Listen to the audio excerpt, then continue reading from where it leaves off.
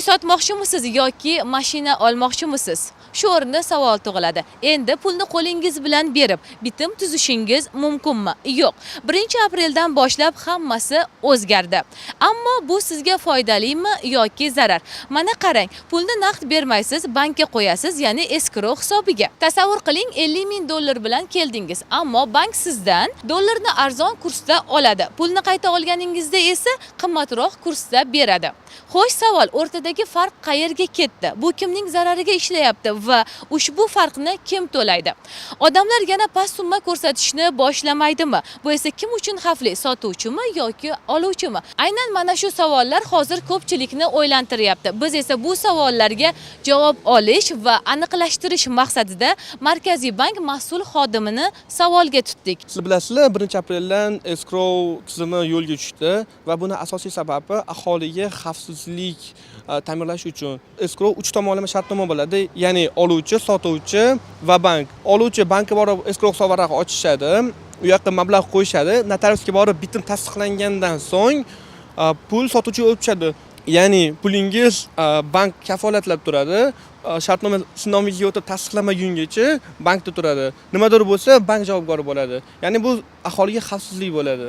Bilasizlar, O'zbekiston valyuta tartibga solish qonuni bo'yicha O'zbekistonda hamma bo'lgan olib sotish shartnomalar, hamma narsa so'mda bo'lib o'tishi shart va Markaziy bank buni hech qanday foyda qilmaydi. Markaziy bank har kuni o'z valyutasini ofitsial saytiga qo'yib o'tishadi va bu valyutani Markaziy bank talab taklifdan kelib chiqib o'z valyutasini qo'yadi va tijorat banklar shu valyutadan kelib chiqib o'zini olib sotish kursini har kuni mustaqil belgilash huquqiga ega. Markaziy bank ularga hech qanday cheklov yoki limit qo'yish haqqi yo'q va faqat ular taklif berish huquqiga ega.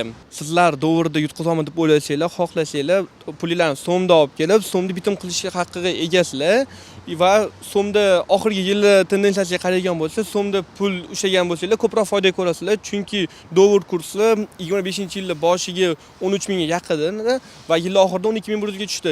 Ya'ni sizlar mablag'inglarni o'sha vaqtda dollardagi mablag'dan so'm qilib qo'ygan bo'lsanglar, bu yillar oxiriga qaraganda yutgan bo'lardinglar. Va xuddi shunday bankka depozit qo'ygan bo'lsanglar, dollarda qo'yib turib, so'mda qo'ygan bo'lsanglar, so'mda sizlar ancha katta foydada bo'lardinglar. Shunga aholiga maslahatim, pullarni so'mda ushlashinglarni. Chunki baribir biz O'zbekistonda yashab turibmiz, o'zimizning so'mimizni qadrlashimiz shart. Shu o'rinda yana bir savol. Qaysi banklar orqali mana shu tizim yo'lga qo'yilgan? Bugungi kunda 9 tijorat davlat banklarida bu hammasida bor va xususiy banklar o'z xohishiga ko'ra qila olishadi. Biz bu tomonlama ularga faqat maslahat bera olamiz va 1-apreldan oldin shu 21 ta tijorat banki o'z xohishini bildirishdi. Ularni aniq informatsiyaligini xususiy saytligidan qarab olishingiz mumkin. 9 ta tijorat banklariga davlat ulushi bo'lgan cheklangan tarif asosida bazaviy hisoblash miqdorining 50%, ya'ni bugungi kunda 206 ming so'm ko'chmas mulk uchun bo'ladi va avtotransport vositalari uchun 25% bazaviy hisoblash miqdorining bugungi kunda 103 ming so'm. Bu bank xizmati uchun bo'lib o'tadi. Bu hammasi faqat davlat banklarida ish yuritiladi.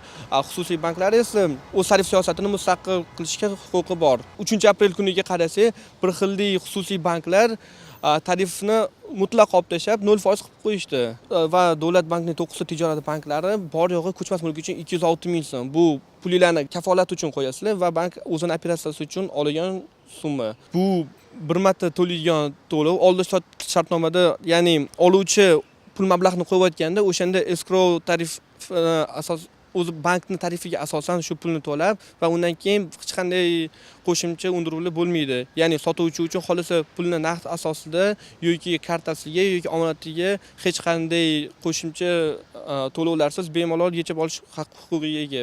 Ijaraga uy olmoqchimiz, to'g'rimi? Masalan, 300 dollarga ijarani kelishamiz, lekin ayrim holatlarda o'sha uyning egasi 1 million yoki 500 mingga notarius orqali shartnoma tuzadi, to'g'rimi?